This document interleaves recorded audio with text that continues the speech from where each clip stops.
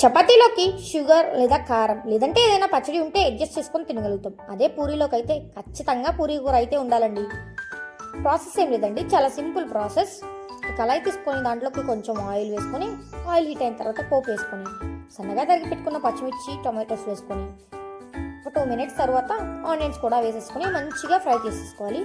కొంచెం సాల్ట్ పసుపు పెట్టేసి మంచిగా ఫ్రై చేసేసుకోవాలి. తర్వాత ఒక బౌల్ తీసుకొని బౌల్లో 2 టేబుల్ స్పూన్స్ ఆఫ్ శనగపిండి వేసేసుకొని, కొంచెం ఉప్పు అయితే వేసేసుకొని, వాటర్ వేసుకొని మంచిగా కలుపుకోవాలండి.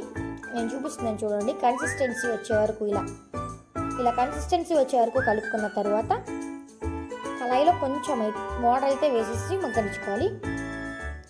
మగ్గిపోయిన తర్వాత కొంచెం లైట్గా కారం వేసేసుకొని ఆ శనగపిండిని అయితే అందులో వేసేసి గట్టి పడుతుంటే కొంచెం వాటర్ యాడ్ చేసుకుంటూ మంచిగా కన్సిస్టెన్సీ వచ్చేలాగా కలిపేసుకొని కొంచెం కొత్తిమీర వేసేసుకొని దింపేసుకున్నామంటే చాలా టేస్టీ అయిన పూరీ కూర అయితే రెడీ అవుతుందండి. మీకే కర్రీ అంటే ఇష్టం?